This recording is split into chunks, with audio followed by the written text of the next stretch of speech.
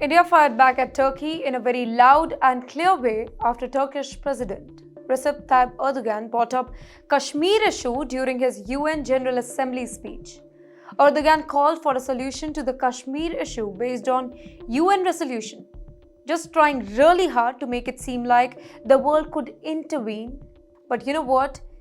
India's Ministry of External Affairs quickly slammed the remark, saying that Turkey has no right to comment on Jammu and Kashmir, which is an inseparable part of India. Well, the response wasn't just polite words. It was firm, almost thunderous. Officials emphasized that Kashmir is India's internal matter, which everybody will agree to, and no other country, including Turkey, has any authority to interfere. Analysts pointed out that India's reaction is also a message to the global stage. A message that, while countries can talk about the issues, we do agree, India will not tolerate attempts to question its sovereignty.